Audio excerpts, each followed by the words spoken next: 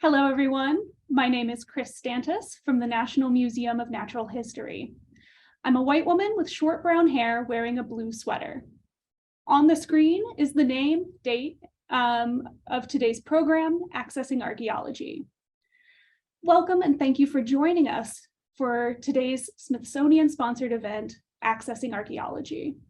With the help of the Department of Anthropology and the National Museum of Natural History Education and Outreach team, we're able to bring together 4 panelists to talk about what it means to engage in scholarship, community, and advocacy as Black archaeologists.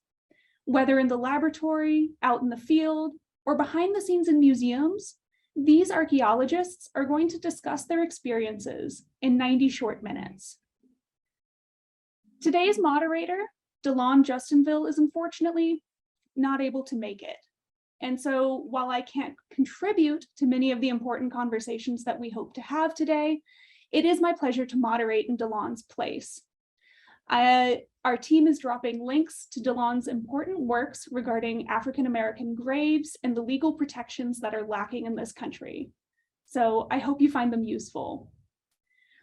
We ask for questions from the audience, so do feel free to submit your questions at any time in the Q&A box on the Zoom toolbar. This Q&A does go by quickly, so please help us answer as many questions as possible by submitting your questions as you have them. And if your question is for someone specific, please let us know when you submit it. And if you prefer to remain anonymous, just check the box, noting that you're anonymous before you submit. Please note that closed captions are available by clicking the arrow next to the CC button on the Zoom toolbar.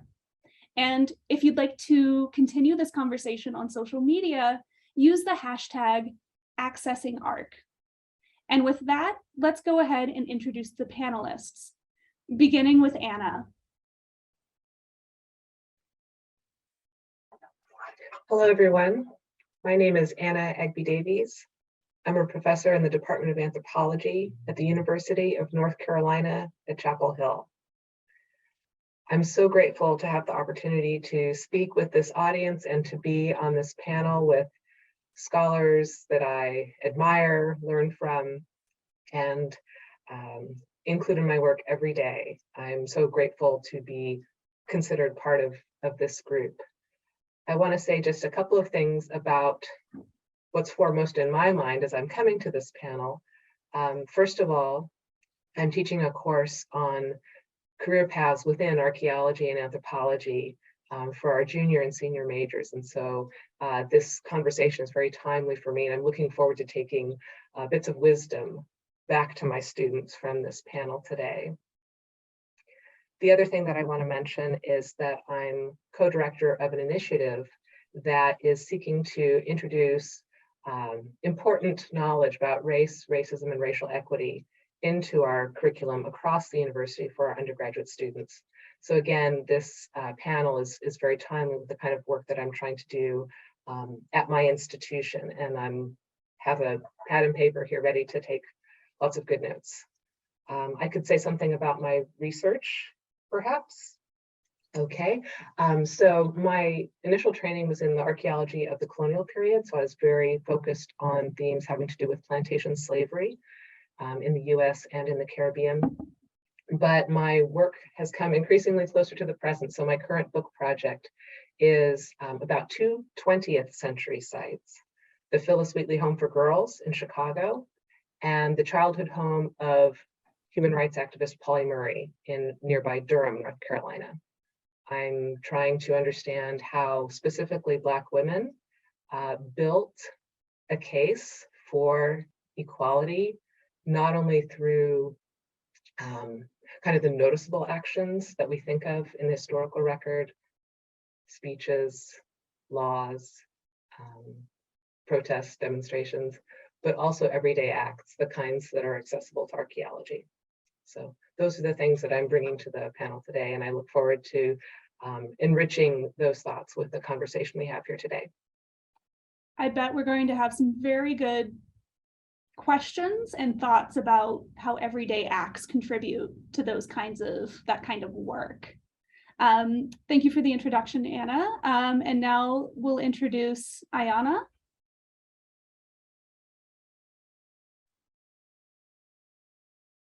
Good morning, everyone, or afternoon. My name is Dr. Ayana Omilade Llewellyn. I'm a Black, non-binary, queer person based in Oakland, California. I'm wearing a Black turtleneck. I am in my apartment in my office space that has really bright yellow walls to it. I am the co-founder and current president of the Society of Black Archaeologists. I'm a board member of Diving with a Purpose, two nonprofits, really doing a lot of exciting work in terms of creating pathways of accessibility, both for underrepresented students as well as community members within the field of archaeology, both on land and underwater. And I'm an assistant professor at Stanford University with an affiliation in the Archaeology Center. My research has many different sort of prongs and tentacles to it. Part of it is doing a lot of really deep diversity, equity, and inclusion work within the field of archaeology. Another aspect of it is really centered on community engaged research. And then I also focus a lot on Black feminist theory, thought, representations of slavery. And my current book project is really looking at these everyday practices of dressing the body as practices of self-making that Black women and girls used to navigate the topography of freedom post-emancipation in Texas and in Tennessee. So I'm having a lot of fun looking at very small finds and having really deep and meaningful conversations through buttons, buckles, fasteners, shoe soles, shoe button hooks, and name pins and things like that. I am also very excited to be in conversation with these amazing scholars on the screen with me. I have looked up to many of these scholars. I remember being a first year graduate student, and I think it was either a first year graduate student or a last year undergrad. And being able to sit down with Dr. Alexandra Jones and do an interview with her and an oral history with her for the Society of Black Archaeologists Oral History Project. So I have a deep admiration for so many people that we're going to be in conversation with here today. And I think I'll leave it there because I feel like I might be rambling, but more conversation to come. Absolutely. I'm really looking forward to these conversations that are going to happen. With that, I'd like to introduce Nadine. Hello. My name is Nadine Harris. I am an assistant professor of anthropology at Kenyon College. Here I teach classes on the African diaspora, archaeology and the African diaspora, archaeology and its intersections with colonialism, and a kind of a passion project on commodities and consumption. I came to archaeology through history and archaeology combination at the University of the West Indies in the Caribbean. And so I see one of my homes as the Caribbean studies field, where I'm interested broadly in the Caribbean and what sort of like land and labor transitions occurred after slavery across various geographies. Like I said, I came to archaeology through history, and so I'm happy to share my experience and my kind of trajectory with folks who are coming to anthropology and archaeology a little bit later, yeah, I'm very honored and humbled that I'm in conversation with you folks today. Thank you so much. Wonderful introduction. And last but certainly not least is Alexandra Jones. Good afternoon. I'm Dr. Alexandra Jones. I'm an African-American woman. I have a beautiful spotted multicolored shirt on with Black glasses. I'm in my home office that's gray with baby blue and art kind of everywhere. I am the founder and executive director of archaeology in the community. I'm also a professor of practice at Goucher College, and I've just been appointed to the Cultural Heritage Property Committee for the United States as the chair of the committee by President Biden. It's still sinking in. But my main research focus is community archaeology, community engagement, and specifically looking at education and the intersections of how do we educate youth. One of the things that we talk about oftentimes is building the field, thinking about stakeholders, but I kind of start my process at a much younger age in order to figure out how do we get lifelong learners and how do we get people who are invested from a young time on through. And then how to do archaeology in an equitable fashion. So when it is actually being conducted, we aren't, meaning the archaeologists aren't centered, but rather the community, their wants, their needs, and their goals are centered. And so as far as active research, I am still probably the longest running project ever. I'm working with the Morningstar Tabernacle number 88 cemetery. I'm on the board for the cemetery. And we're currently enthralled and just announced that we're suing the state of Maryland to protect our cemetery from highway expansion. And then I work on a number of projects all throughout the United States and internationally on a consulting basis as well.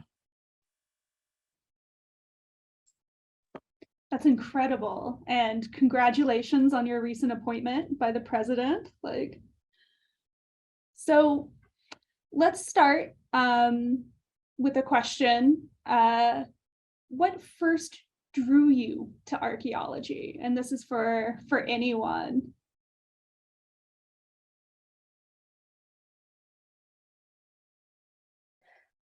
I'll jump in. Mine reads like a love story. Most of the times when did I fall in love with archaeology? I didn't know anything about archaeology. I literally heard about it for the first time at Howard University. And it wasn't so much the field that interested me as much as my professor was taking people on free trips to excavate. But it just sounded like a free international trip to me. And I ended up going, and it became life-changing. It was something where I recognized that I was learning about other people's cultures in real time. I was working with a descendant community where they were giving me their thoughts, and as we were excavating, we were working together. It was a unique situation where, in a very patriarchal way, I was given a lot of wonderful life advice on, and taught how to be a proper woman while excavating alongside men. But it was actually beautiful that by the end of the summer, I had a group of men who genuinely cared about me and were concerned in weird ways, but they learned from me and I learned from them. And at the end of the day, we were discovering things that hadn't been seen or touched in over 1,000 years. And it was kind of eye-opening for both of us at the same time. And I left that experience having been like, this is what I want to do with my life. And I've kind of never turned back from it. So it's not your normal how you walk into archaeology situation, but it was the experience, it was in the moment, it was that cultural exchange that actually made me fall in love with it. And I kind of haven't looked back. I could go. I got into archaeology in kind of a roundabout way. So I went to undergraduate, I did my undergraduate studies, or started anyway, in geography. That's what I wanted to do, which points to kind of like how archaeology sort of like overlaps with all these other disciplines in like very fruitful ways that we can encourage more of. And so one of the prerequisites for one of the geography classes I was going to take was Introduction to Archaeology. And so that's how I ended up in my first archaeology class. And I got hooked, similar to Dr. Jones, just that one class. And you know, I dropped my geography degree and just went full steam ahead into archaeology. And what drew me to geography that archaeology was able to satisfy was the ability to work in communities and away from a desk, as I'm sitting at my desk saying all this.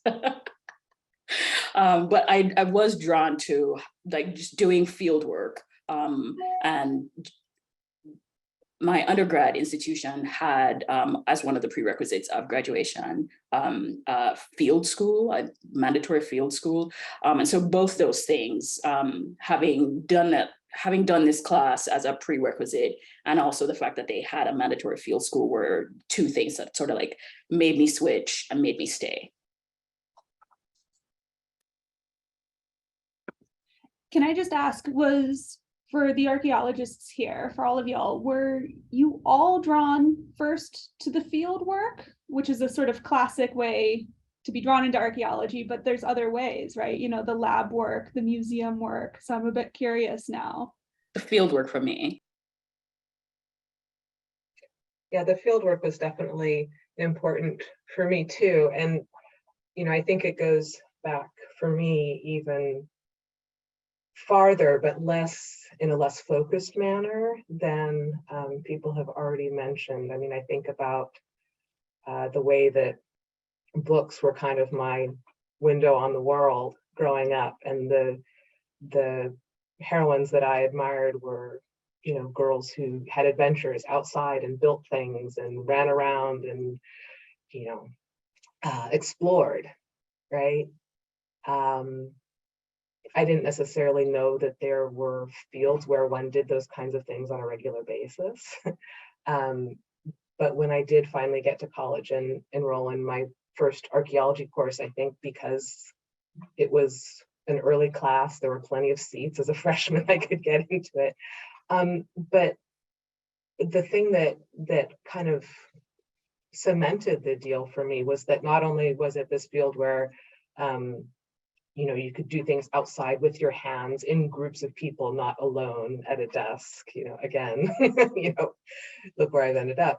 But the piece that made it really click for me was the way, like Dr. Jones said, that it allows one to engage very deeply with other ways of viewing the world, whether those are people around you as you're doing the work, or the people whose materials you're unearthing and trying to decipher. So it's the hands-on action element. It's also the interpretive, interpersonal element that I find really magical for me.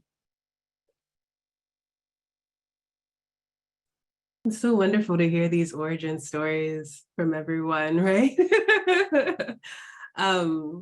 I think mine was also a bit less focused as well. I remember growing up in Tacoma Park, Maryland. My mom, we moved around quite a bit when I was younger, but for a stint of time we were there. And she, being a single Black woman who did a lot of nonprofit work, it also meant she didn't have a lot of disposable income to get me into like all these different sort of extracurricular activities. But what I do remember very thoroughly is that she would take me to the Smithsonian museums, and we would spend hours in the American History Museum and in the Natural History Museum. And I still to this day can spend hours in museum spaces reading every display board, looking at every object. It is not a quick fix for me. We're going to be there all day. So when I got to college, I didn't know what I was going to do. At the University of Florida, you could be an exploratory major up until like your junior, senior year. So I was there for 2 years and was doing everything from journalism to government to psychology, all of these different majors, didn't know what I was going to do. And then in my second to last year there, I landed in a cultural anthropology class and I fell in love, and I was like, anthropology seems cool. I think I can rock with this. I wanted to do a major or a minor in African American studies. And there was a couple of cross-listed courses, but there was one that stood out to me, and it was called the Archaeology of African American Life and History. And not many people have those course offerings at their university, but the University of Florida did. And it was because James Davidson taught at that university, and James Davidson was taught by Maria Franklin. And these are like, to just think about the sort of intellectual genealogy of like the work, who teaches who and how you come into things. Maria taught James in such a way that the politics of the work were central to how it was discussed, researched, disseminated. So it meant that when I took this class on the archaeology of African American life and history, a central aspect of it was also the political implications of the work that we were doing on today. And I should say out loud that James Davidson is a tall, white, lanky man who, in terms of like thinking about the people who are doing the work of like creating pathways for students into this discipline, it requires all of us to do it. So I make that announcement stating that it's not just the Black people, Black women who are on the screen doing this kind of work, but it requires all of us to play a role in it. And James played a particular kind of role. And within that sort of framework and container of his class, of his lab space, of the fieldwork opportunities that I did with him at the Kingsley Plantation, I saw myself in a space to be possible in this field, right? And it was through that connection with him that I then applied to the University of Texas at Austin for graduate school to work with Maria Franklin. So the entryway to it all just kind of clicked for me. But tying it back to this sort of earlier story of museum work, I was like, oh, archaeologists dig up the objects that are in museums. I think I can do that. And I've been doing it ever since. And it's been really exciting, fruitful. And as Anna mentioned, as Dr. Egbe Davis mentioned, it has provided such a fruitful space to be in community with so many different scholars in the field. That's awesome. That's awesome to think about.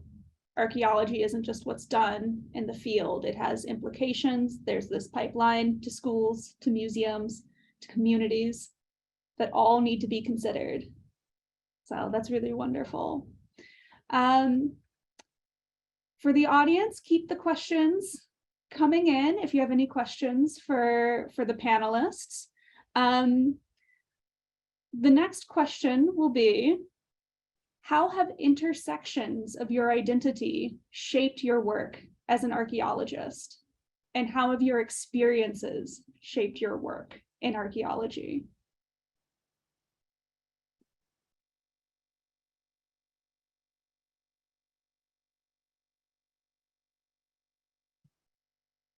I guess I'll start. I think we're all like looking at each other like, who's gonna click the unmute button first? I recently wrote a chapter for an anthology coming out through Springer that's looking at varying experiences of women broadly defined within the field. And my particular chapter was thinking specifically about Black women who have done this work, Black women and Black gender nonconforming people more specifically, who have done this work. And I put it in conversation with Alice Walker's In Search of Our Mother's Gardens. And this particular piece, this chapter is called Digging in Our Mother's Gardens. And that wasn't a shameless plug, but it is to also point towards this, this kind of work that I feel so many Black women are doing within archaeology feels so deeply rooted and connected to searching for our mothers, our grandmothers, our great-grandmothers, in particular ways that really flesh out and fulfill their experiences. And I think part of that is so deeply tied to who we are and the multiple facets of existence that we occupy, to be asking these questions of the past, to be in search of them in the past, to be in search of people who looked, experienced, were akin to us, because we know that they exist, like we know that our ancestors were present. And I think you see that in so many, with so many scholars. Like I think about the brilliant queer scholars at the forefront of queer theory within archaeological scholarship. And so much of that is rooted in the desire and desirability and the truth and knowing of like gender diversity in the past, right? And we ask these questions and we seek out these questions because we know that it's a truth. And they're questions at the forefront of our mind because we exist in such a way that it cannot be hypervisible for us. So the same thing happens for me, you know, when I think about my queerness, when I think about my gender nonconformity, when I think about my Blackness, when I think about my very real commitment to Black women and Black womanhood, all of that comes up and is shaping the questions that I'm asking of the past, and work as guidepost to do more nuanced work, right? To actually be in the weeds of like the complexity of human experiences. I could go. So the question is about what aspects of my identity kind of show up in the archaeological research. And I think the one I'm thinking kind of more deeply on right now is my Caribbeanness, or that the fact that I'm not from the US. I do teach here, but a lot of my work and the communities I'm engaged with and I'm in conversation with are in the Caribbean. And I see the kind of work I do as sort of like an extension of some of the work of these early Caribbean scholars who've done so much to kind of widen our understanding of slavery, of not just its workings, but how it's like been central to the formation of like modern democracy. How much, especially experiments in the Caribbean, have been at the heart of some of these like more exploitative projects of colonizers. And so I'm thinking of, Trio. I'm thinking of Sylvia Winter, some of these early scholars whose work, Fernanda Ortiz, whose work was meant to offer counterpoints to traditional narratives of slavery that were reductive, didn't include Caribbean voices. Elsa Gavaya is another Caribbean historian who did so much work for the historiography of slavery, but she's grossly undercited in a lot of research in the present. And so I want to take in my work, seriously, kind of like a Caribbean intellectual project that doesn't see the Caribbean as like the backyard of the US, right? But sees it as being central to a lot of these like modern formations that we engage with in our work all the time. Maintaining like Trio that histories, especially ones that are written of the Caribbean, but not by Caribbean scholars, can open themselves up to silences that do violence in the present. And so I see my work as an engagement with that kind of like genealogy. So I can jump in next. Mine speaks a lot to erasure and invisibility on multiple levels. And I think for me, it starts at home. I'm a native Washingtonian. Anybody who knows me knows that I rep DC very hard. But there's a reason for that. And I think one, the issue that we have within the city of gentrification, the issue that we've constantly seen where native Washingtonians are being pushed out and moved out. And this is something that has been constantly happening since I was a child. And with that comes a bunch of political dynamics. And for me, it was the education system. You had certain areas that had more funding than others. You had people who, if you put your child in a public school, we have a long history of, problems with our public school system and the education. And so for me, my buddings within the field got started out of my deep passion of not wanting another child to grow up in DC with lack of, or being invisible in this larger system. And so for my nonprofit, it was started out of we didn't have archaeology in DC. And I thought it was bananas. I went to Berkeley. Berkeley has a huge outreach program where at the time I was there, you even received 1 credit. It was a mandatory 1 credit to do outreach within the Bay Area. And it bothered me so bad that we never had anything like this at home. And we're in the shadow of the Smithsonian, but didn't have anything. So for me, I vowed never to do my outreach in California. I always flew home every semester to do my outreach. And that's kind of how I got started. And as my work has continued, I've constantly seen a erasure of, or in sometimes blatant omittance of various groups within archaeological work, archaeological research. And I've always seen that as a problem. I'm pretty good at, I like to think of myself as a problem solver. If I see a problem, I'm just going to fix it. Like, we don't really need to talk about it. It doesn't require a lot of thought, just fix it. And so I think that's been my approach to archaeology, which is why I think oftentimes I have my hands in so many pots and I'm doing so many things, is because I see problems. And I don't want communities or children to grow up feeling like they're invisible, they're not valued. They can't be a part of this process, that for whatever reason, we're so far above them that, this concept of archaeology is unattainable. And so that's kind of how I've approached my research, is this idea that I want to center children. I want to center community. I want to rebuild community in which I feel like our society has lost. We don't value kind of education like we used to. We don't value community like we used to. I mean, I remember growing up in a small community in DC where we were best friends with our neighbors. I mean, if they didn't have food, my great grandmother would give food.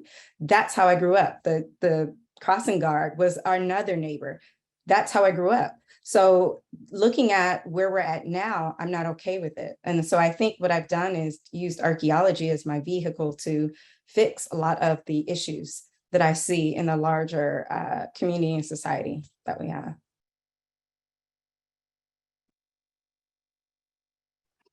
So a lot of things that the other panelists have already said really resonate with me. And I just want to lift those ideas up and add to them that what I think hasn't yet been said and is also meaningful for me is the way that I've seen, or maybe the way that I've tried to use archaeology to understand the moment that we're in now, right? Like, I'm trying to see what happened before to make sense of what's going on in this moment. When I mentioned discovering archaeology kind of in college, and for a while I thought that I would really be interested in doing something like biblical archaeology or work in the ancient Near East. I had a strong religious upbringing, and so I was interested in the kinds of puzzles and problems that might emerge from examining those places and periods used in the archaeological record. But in kind of a convergence of my own standpoint as a Black person, as a woman, in late 20th, early 21st century America, when I realized it was possible to bring a critical archaeological lens to investigations of the recent past, that was really impactful for me when I thought about, well, there are these problems that are, for me, maybe more abstract, more analytical, that could be explored anywhere, but to try to figure out why the circumstances I see around myself exist today, perhaps one way of making sense of them is to examine sites and materials and questions and people who preceded us by, a couple of generations, who preceded us in our communities where we live, so that I think it's useful for me as a researcher and a human being to think about why the world that I live in is the way it is. I also think it's a really useful tool for working with students and other audiences, other learners, other interlocutors who are also looking for a way to understand how human systems work. And sometimes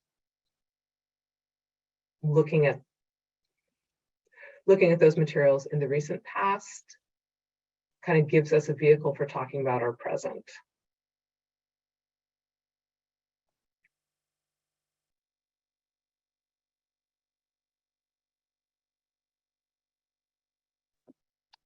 I just want to follow up with Ayana's first response, although this question can be directed to anyone.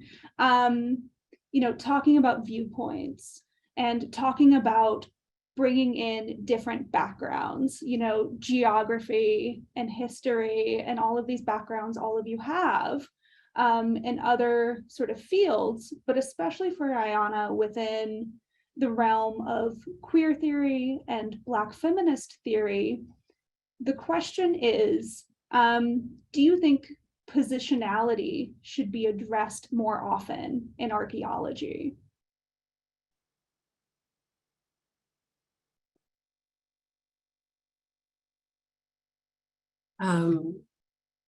Absolutely. And I think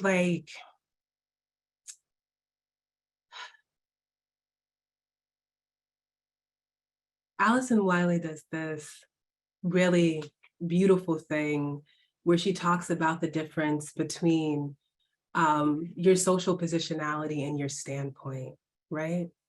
And how your social positionality being the multiple facets of identity that you inhabit and how they can shift and change, ebb and flow over time is one thing that shapes your world view, right? And shapes how you come to understandings of being, right? Ontology, knowledge, epistemology. And that's one thing, right?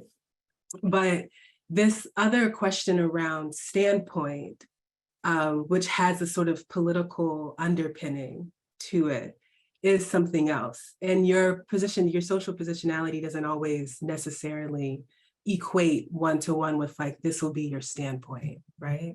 And we've seen that with several people who identify as women in this field who are not feminist scholars, people who identify as Black or African descent in this field who are not Black theorists, Black studies scholars, they're Black in the radical tradition, critical race theory scholars.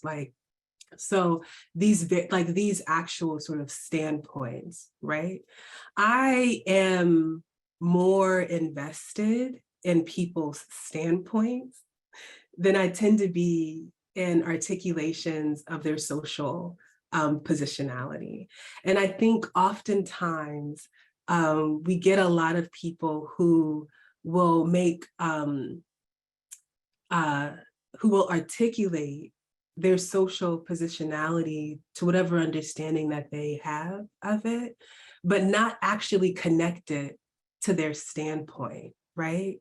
So, and I think that has always felt kind of strange to me, even if your standpoint is that you're a positivist, right? that your procession, like those are also standpoints, but you don't get those kinds of like, oh no, I'm gonna declare this in the same way that people do and have a practice of declaration, I think, in these other more radical traditions, right?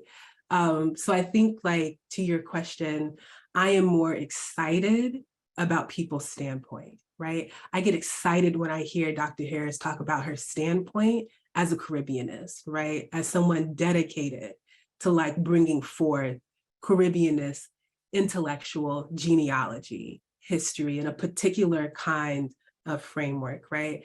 I get excited about Dr. Battle Baptiste's standpoint as a Black feminist scholar, right?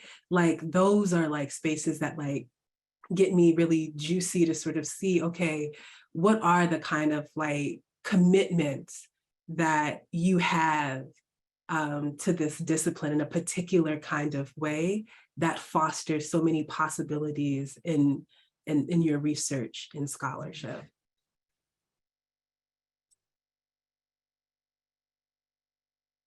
I think that's a really great differentiation between positionality and standpoint, what you're actually making that standpoint in as it affects your scholarship. That's a very key difference. Thank you. This next question is from Sarah, and we're going to direct it to Dr. Jones first as it relates to her work. And Sarah says, some of your origin stories include the role of fieldwork and discovery through field schools. Current conversations ask whether field schools are barriers to future archaeologists. Colleges and economics and the questions we can answer through archaeological research are changing today. So with that in mind, what are your thoughts about this type of experience for high school students and undergraduates today? So I think it's so important. And I think informal education is really important. And so what I mean by that is a field school doesn't have to be how we have traditionally positioned it, being associated within a college and something that you're paying to attend and paying an astronomical amount. One of the things that I've seen more and more colleagues is we are redefining what a field school is and how it's conducted. So I actually run a field school with high school students and have been now, I guess, 5 years, minus the 2 COVID blips, but for 5 years with a phenomenal reaction where I'm getting students asking, okay, are you coming back next summer? I mean, this past summer was kind of amazing. We ran it for 2 weeks. The director literally texted me a week later saying the kids are still asking about archaeology. They still want to participate. I run informal, what I call our club, an archaeology club for middle school students in DC, where they get to come for free and participate and start learning the same things that we cram in for college students in a couple of weeks with an astronomical price. So I've kind of taken this approach of let's spread it out. Let's think about it. I have colleagues in the area who do field schools in Baltimore on the weekend, where anybody who's interested, who's a college student, wants to come out. He needs people to come out and he trains them on how to do paperwork, how to excavate properly, how to identify artifacts. We're going to do artifact analysis in real time in the field. You don't need prior experience. I'm going to train you and teach you the material culture as we go along. So there's lots of possibilities. I think the biggest barrier is the lack of imagination and the lack of creativity and the fact that you got to take, and I keep saying, take you out of it. Oftentimes it's either capitalism that's running it, meaning the fact that people want to get paid from this. There is something else, whether it's just I'm having a project and I'm going to bring in free labor that also fuels this. There's multiple layers, and I think a lot of us are challenging the status quo and changing what it looks like, and also are demanding our colleagues do the same and demanding better of government institutions and how things are being done globally around this idea of training people and future people about archaeology. And I think it doesn't just extend to students, it also extends to the community, training community members to do this work and understand it in real time as well. And I think just to add on to Alex's point, Dr. Jones's point, I also want to add that there is an overvaluation of fieldwork in our discipline, right?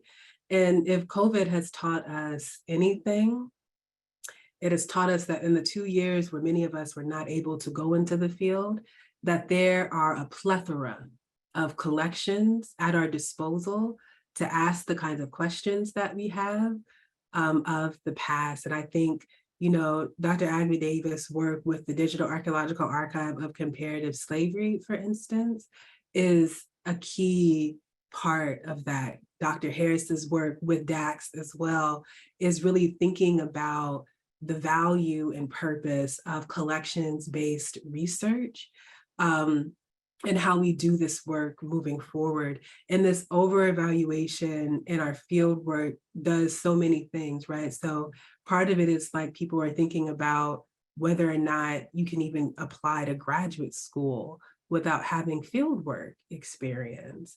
And it's like, I've had conversations with colleagues that will not take students who have not had a field experience. And I'm like, there are so many other ways to demonstrate a desire for this discipline and to actually demonstrate a skill set in being able to analyze material culture to answer questions of the past. And I think, as Dr. Jones mentioned, we need to be more creative, not only just in how we're conceiving field work, but how we are conceiving of the work that we do in this field and the skill sets that people need in order to be able to access this field in particular ways and ask like specific questions of the past. So these points that Dr. Llewellyn is making about sort of broadening our conception of what archaeology is actually all about, and what Dr. Jones is saying about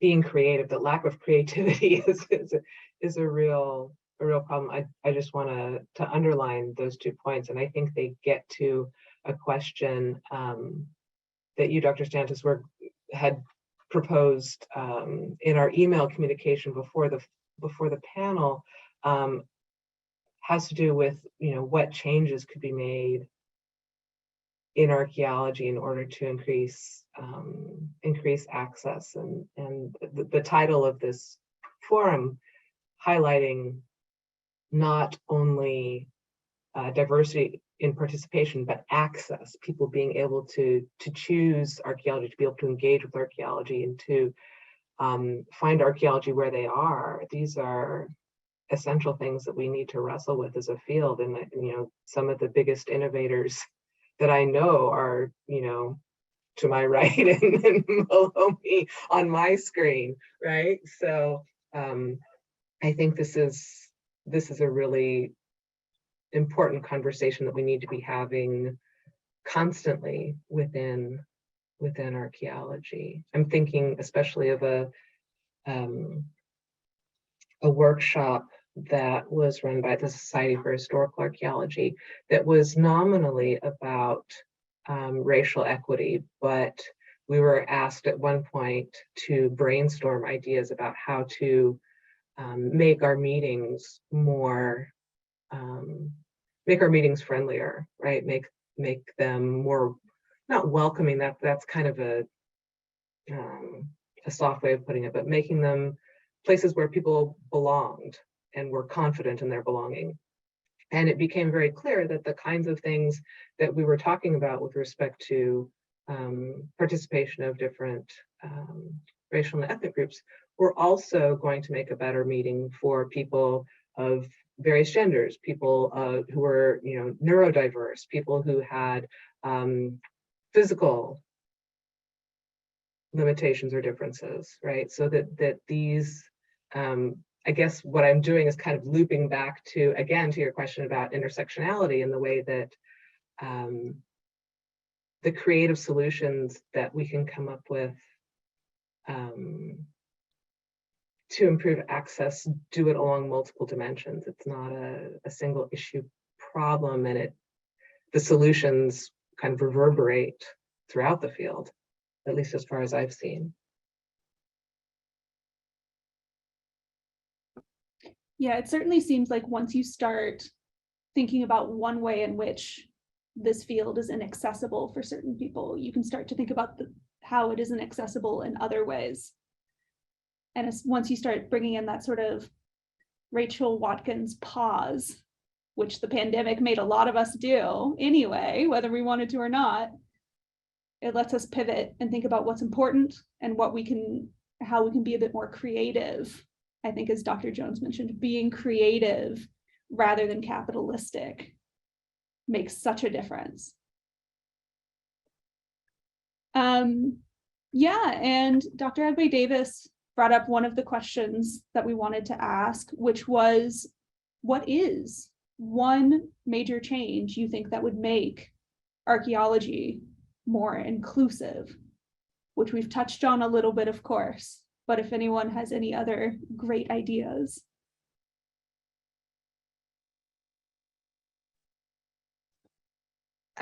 It starts with us.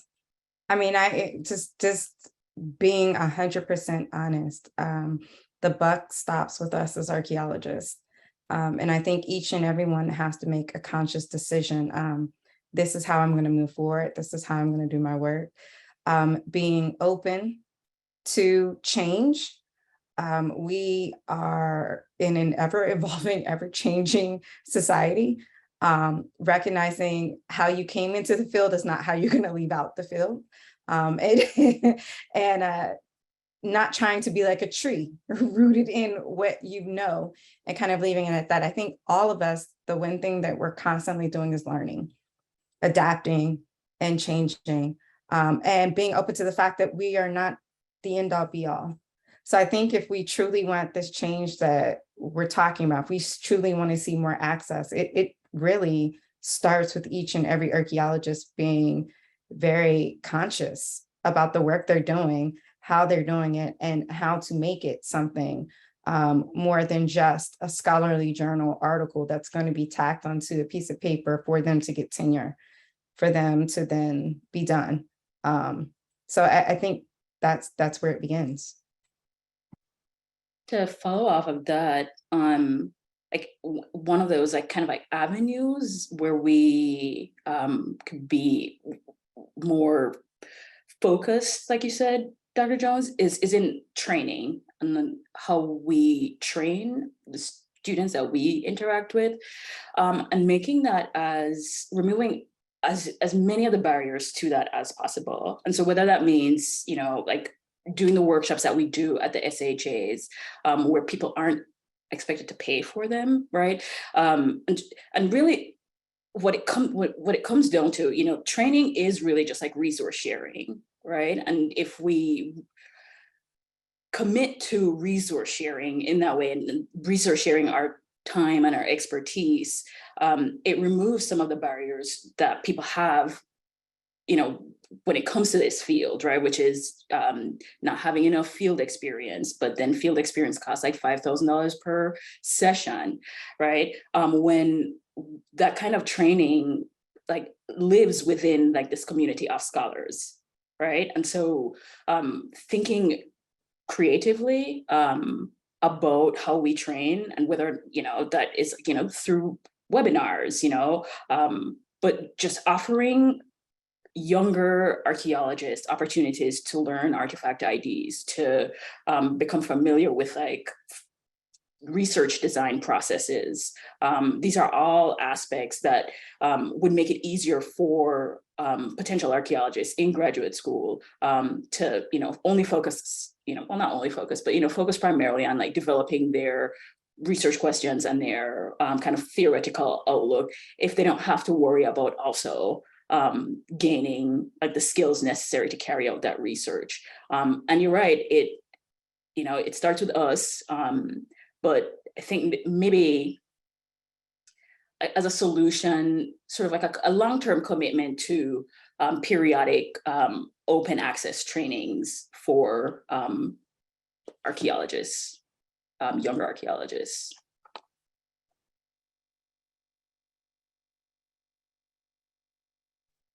I think also to add to the, wonder that Dr. Harris and Dr. Jones have shared, I'm thinking about the work that's already being done, right? So I'm thinking about like in the sort of aftermath of archaeology in the time of Black Lives Matter, which took place like in June of 2020, that I felt like was like on this wave of the sort of summer of 2020, where the hypervisibility of like injustice, but also like fights for justice were like underway. A lot of really amazing seeds were planted during that time that asked this very same question around like, okay, what is it that we can do as people, scholars within this field, to really reach towards this sort of vision that we have of the future. So I'm thinking about the work that the Archaeology Center Directors Coalition is doing, which is like a literal collective of archaeology centers at universities, and there's like one high school a part of it as well, around the country that are doing the work of like actually assessing and like gathering actual data around like the barriers, for instance, to this field, be it like economic, or is it about your sort of experience with racism, sexism, classism, and these different sort of ways in the discipline, the culture itself during field schools, things like that. I'm thinking about the work that's being led by the Wintergren Foundation, where Danilyn Rutherford has actually gathered funders from, National Geographic, the National Science Foundation, these spaces that fund our research, to ask these very specific questions around who is and isn't getting funded, who is and isn't reviewing applications, right? What are the actual priorities when we talk about broader impacts? What data can we or can we not collect? How is that inhibiting the kind of research that we want to actually fund, right?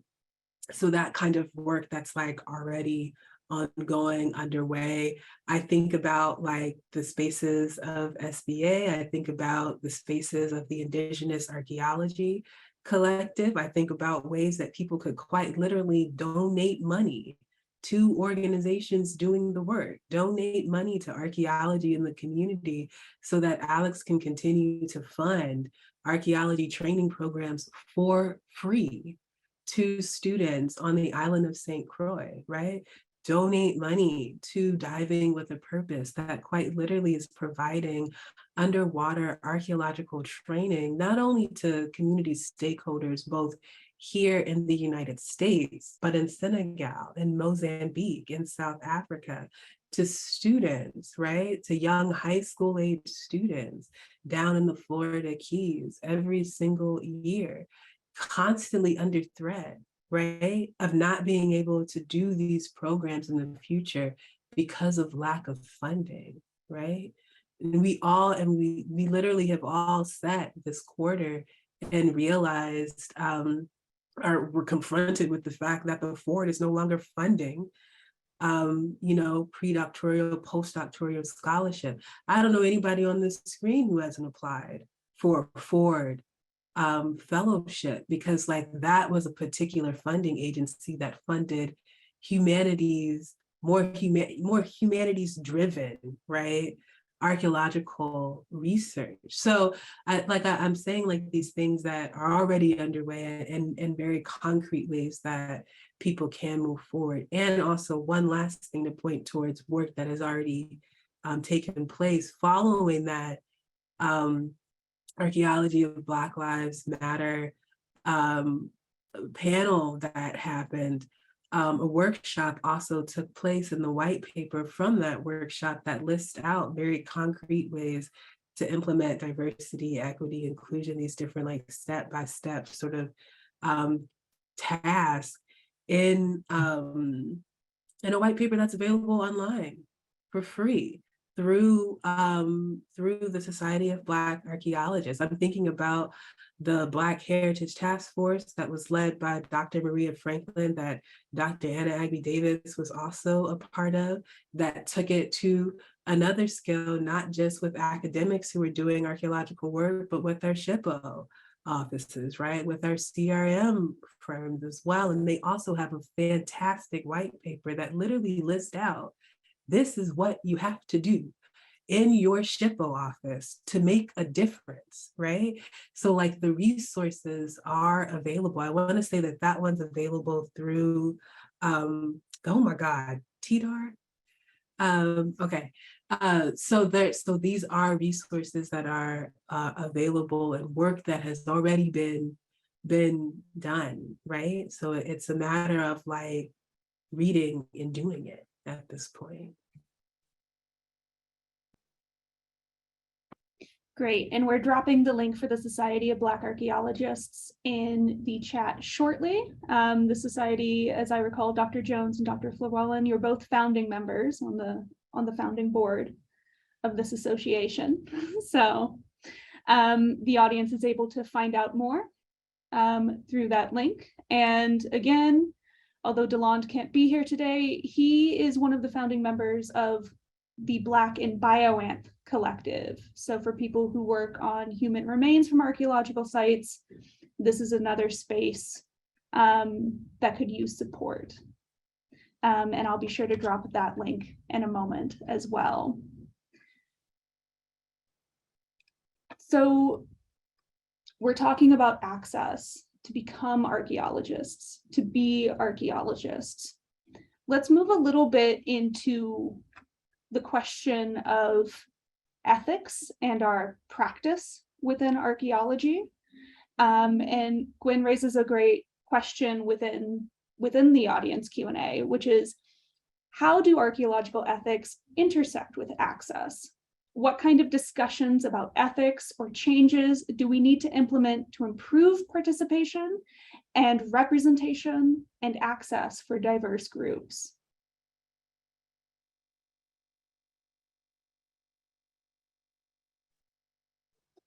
So I'll jump in on this one because this is one that the colonial mindset, especially within the Caribbean, where you have a lot of our fellow colleagues who were trained in other countries, who are coming down and doing work, who are coming into spaces where they aren't being governed by whether it's an organization or a strong archaeological ethics system, is becoming problematic. And we're seeing more and more situations in real time where people are coming down completely not considering the descendants are specifically right there living next to you as you're doing your work. The same people that you're ignoring, that you weren't talking to, that you are considering, are living. And I think because I operate a lot more in spaces of cemeteries, this is where we see it's happening more and more, and people, especially as we build infrastructure. And I think what we really need to start to think about is when we talk about ethics, profession-wide ethics, national-wide, global-wide. I mean, we have organizations such as WAC that has an ethical policy that many of us adhere to. I refer to oftentimes. I would hope that it would be a guiding principle of most of us as archaeologists. What we are seeing is it is in fact not governing how people are operating. People are very much still coming into with a colonial mindset that this is my site and I'm the scientist and I can operate as I see fit. And I think that's something that we really need to figure out within this field. How do we check? And how do you check for those who aren't members of professional organizations where there is some sort of sanction? If there is some sort of checks and balances for this particular, how do you check for international archaeologists coming into spaces and doing this work? I think we need to figure out some sort of way of really, and I don't like to use policing ourselves. I don't really like to use the word policing, but we need something that for those who naturally don't feel a responsibility to be inclusive, to be equitable, to share, that there is some sort of recourse that the communities can levy against, or even archaeologists who are native to those areas can leverage against those coming in and doing this work. And I think because I'm seeing it on a global scale, I'm more reflecting of that than an American context, but it's very troubling. And I think I speak for it because we also see American archaeologists going and doing the same thing, as well as European archaeologists. And so, yeah, it is something that I'm currently trying to process through in my own research, and how do we do it where, do we assist other governments or communities, or do we ask other organizations, archaeological organizations, to also put these things in place? But I love your question, Gwen. I think it's something that in real time we're wrestling with and trying to figure out how to deal with this. Because there are quite a few of us who see it as a major problem and are trying to handle it and kind of be proactive about it, but there is no easy solution.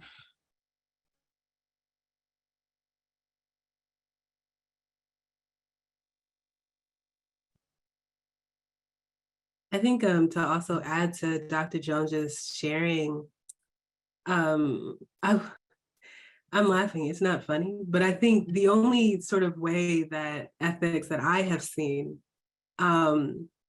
matter in our field is when there is teeth, right, attached to it. When people have legislation in front of them articulating what has to happen, right? I think about like NAGPRA, we all turn to NAGPRA, where the benefits of NAGPRA is that it gave language to what like the actual need of collaboration in a particular kind of way that isn't even as expansive as what Indigenous groups are calling for, right? But it necessitates that people actually turn to their institutions, turn to their collections, and give quantitative amounts of data around what is actually being held, right? We don't have that kind of legislation for other groups in this country. And because of that, we don't actually know what these institutions are holding, right? And it only comes up when like the flare up in hypervisibility, for instance, that happened at Penn with the remains of like Move children, right? Show up, right? But then we have to question what are in these collections, right? Whose ancestors are in these collections? Whose belongings are in these collections, right? And there's nothing that legislates, that actually articulates to people what they have to do, right? And because there isn't, they don't do it. And it's unfortunate. I think about the brilliance, for instance, within Mesoamerican archaeology. You want to do work in Belize, you got to have students from Belize a part of your project. You can't take artifacts out of that country. You can't do it. You know what I mean? So I'm like, the legislation and like the actual codification of laws that require people to show up in particular kinds of ways. It's not how we want, because we don't want to police, right? But these are the tools that we have right now as we're in this system where people don't show up in integrity, right? This is what we have at our disposal. So I feel like if this is what's at our disposal right now, those are the means and avenues that we must then take to call people into integrity within our field and discipline. There has to be legislation around it that has teeth to it, right? There has to be laws on the books that have teeth to it, and you don't have that, right? if you're a lawyer and you do something, you know, out of whack with the law, like with the board, you lose your license, right? You're a doctor, you're a physician, you lose your license. Like there are ways in which when people show up out of integrity in other fields and disciplines, then you can no longer do that work. And you kind of see that, right? There are some people, for instance, who can't excavate in certain states because they didn't uphold their antiquities permit. Like there's certain teeth, right?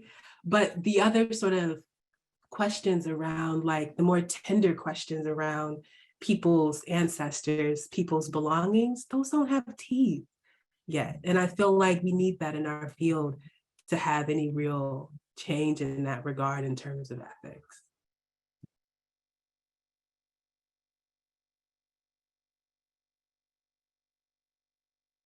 And I'd add to that by saying that the teeth, whatever document or practice we undertake to enforce this, it has to be kind of like a living thing that is constantly evolving, because there are those, like you mentioned, like tender issues that sometimes we can't anticipate in the field, right? Or they are not thought of as like breaches in ethics. And I'm thinking specifically of how we employ laborers outside of our our home countries, and how we pay them to and how we treat them on these projects.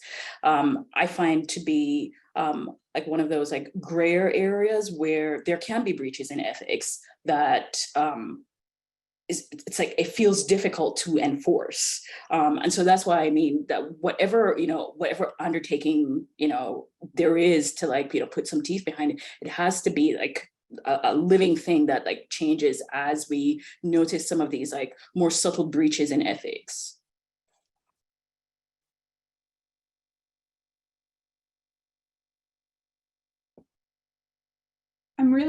It's great to hear about thinking about these ethics when it comes to field work, and thinking about ethics versus legalities as well, and what kind of changes can actually be made when you're not just relying on people's personal ethics to guide them in the correct direction.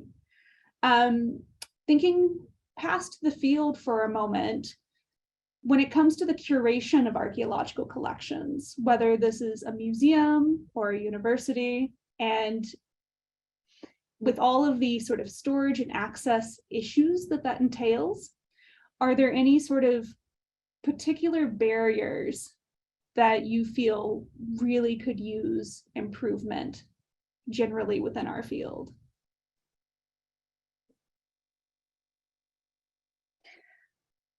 Transparency in what holdings you have. Like there should be like publicly available lists of things that are available in people's repositories.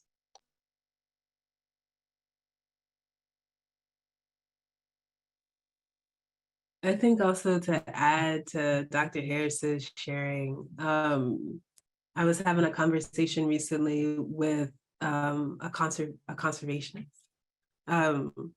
Anaya Danny, who asked if archaeologists have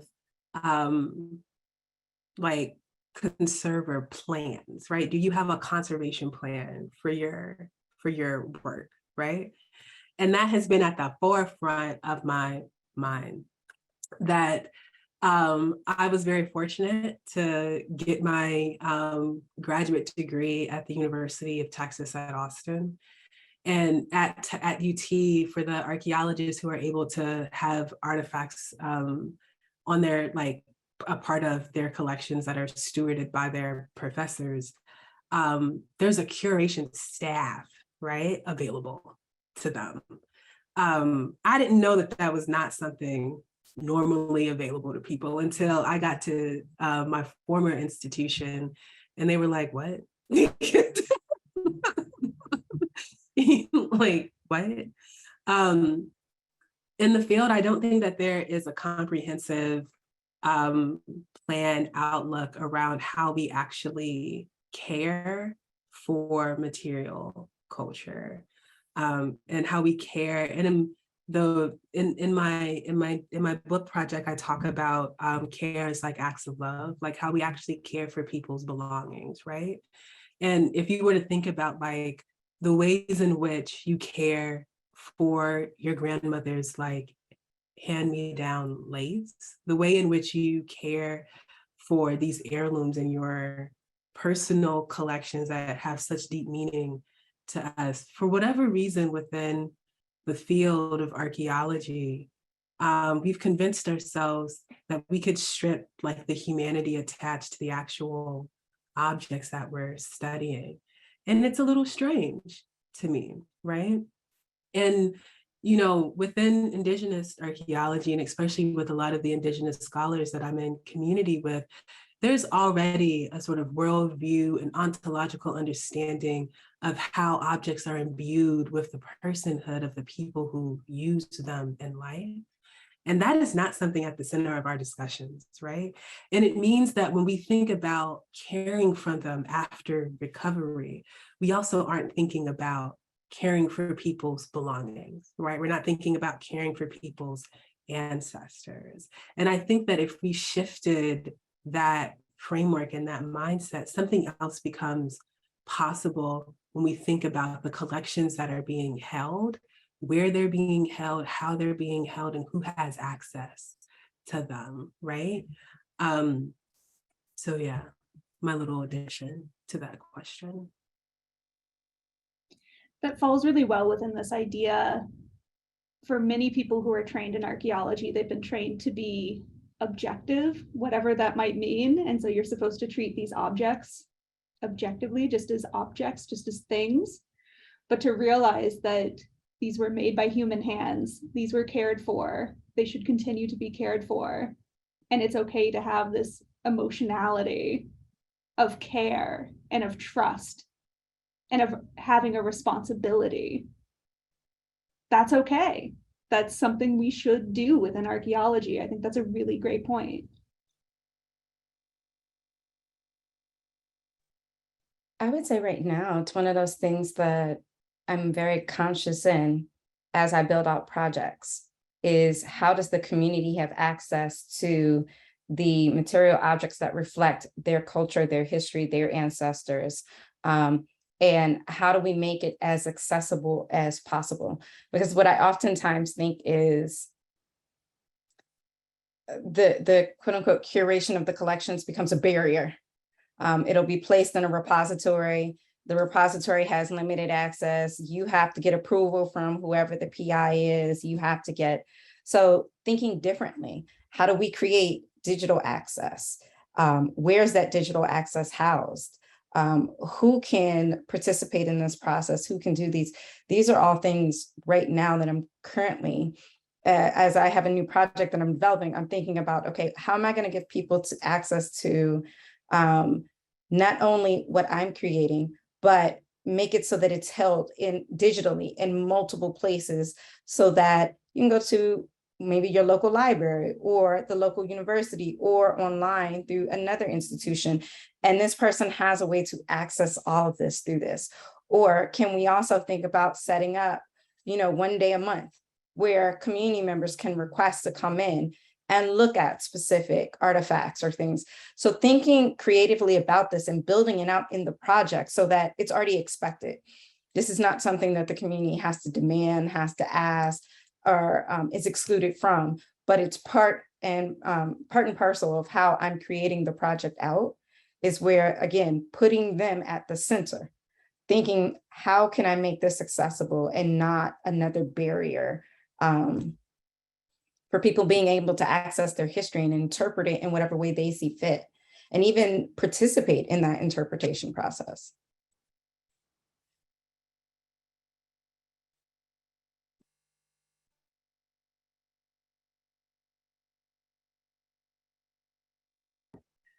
We are already up on 80 minutes of our 90-minute panel, if you can believe it. And so I want to finish with one more question. And this anonymous question is asking about resources to help push progress in archaeology, which there are reading lists online and there are resources available through some of the websites and links that we've already dropped. And I know if you're like me or Dr. Egbe Davis, there's a lot of notes we will be taking or have been taking during this process. And this will be available on YouTube as well if you missed anything that was mentioned during this talk. But within the thread of this question, the sort of question I want to ask all of y'all is, within these last few minutes, is there any archaeologist, other researcher, any current writing that has currently inspired you that you would like to recommend to the audience? Something that you would love to share that you haven't been able to share within this moment? I think celebration of other researchers is so important.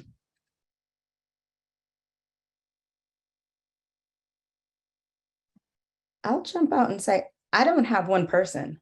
I think for me, the scholarship that has come out in the past year and a half has been phenomenal and has been pushing the envelope. I mean, people are really, in ways that a lot of us as scholars felt silenced before, are really kind of kicking the door down and saying what we think, and really being forthcoming with how we're doing our work and the intentionality behind the work we're doing. So, I mean, I'm almost want to say anybody who's written or published in the last year and a half, you need to read. I mean, there's a lot of stuff that's out there with people who are doing just, I mean, amazing, phenomenal work from new theoretical perspectives that we haven't really thought of before. I just read, in the vein of like, equity and access, I just read an article that was published entitled like Worse Anthro Job Ads, which, I mean, it's funny, but I think it's addressing kind of like square on some of like the issues to the barriers to, to being an academic, right? And how burdensome, how much work it requires. And so works like that address the academy and broadly anthropology's issues with inequities and lack of access are especially welcomed. And I recommend that article, Worse Anthro Job Ads, because it talks about, sort of like, it addresses sort of like the absurdity of it all, which I think is like the first step in like tackling some of like the more longstanding issues to economic security in our field.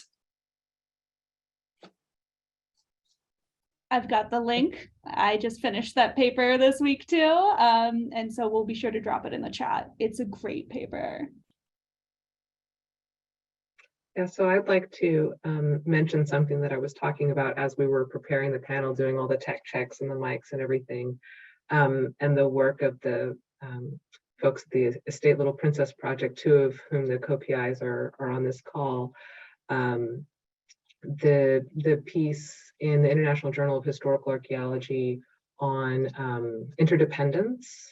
I don't know if that's actually the focus of the article, but that's the thing that keeps drawing me back to the text, is the idea of interdependence among the members of the research team and among the research team and the members of the community that they work with. So that's a piece that I've come back to again and again. And then also the piece in American Antiquity, and I can't remember who all the authors are, or even necessarily who the first author is, which is maybe a good thing, on archaeology, and the one that pairs the twin pandemics of racism and COVID, and talks about how they relate to archaeology. So again, I think that's really speaks to the moment and kind of goes back to what Dr. Jones was saying about how, this is an important I don't want to say watershed, but maybe inflection point in the way that people are thinking about archaeological praxis.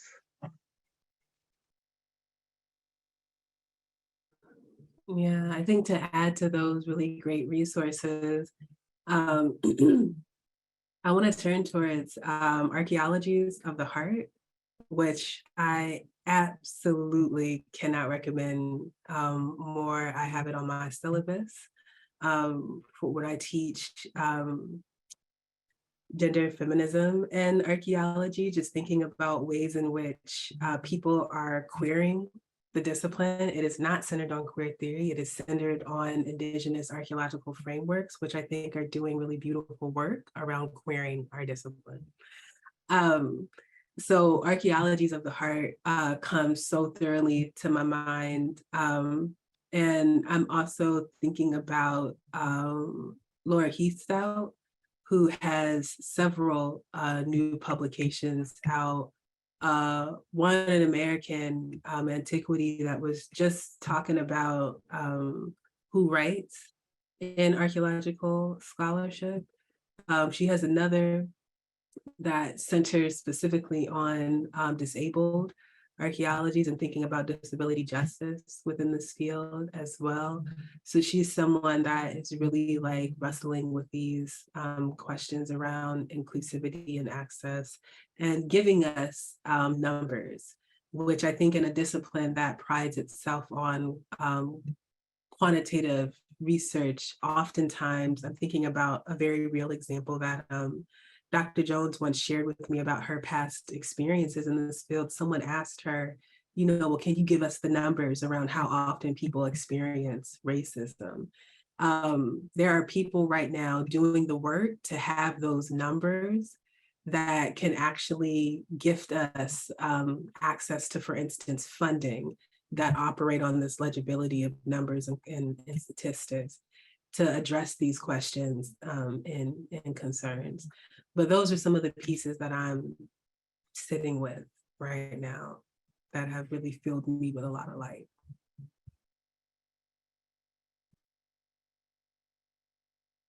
I love that. I think it's important to think about the joy in this field and the work that we do and the ways we can uplift each other while also thinking about what obviously needs to change.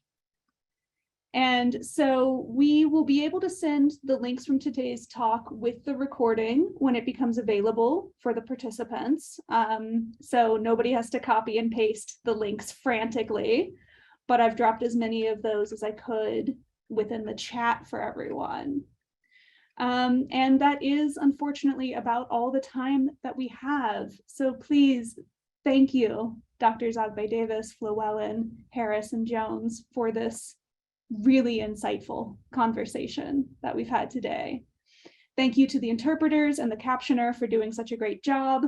And thank you to the audience. Thank you all of you for tuning in today and contributing to this conversation with your great questions. There is going to be a link to a survey in the Q&A box, and it will pop up when the webinar ends. We do hope you'll be able to take a moment to respond because we're very interested in your input as it informs more programs like this in the future, including the next Accessing Archaeology, which will take place on November 15th. So thank you again, and I hope to see you next time.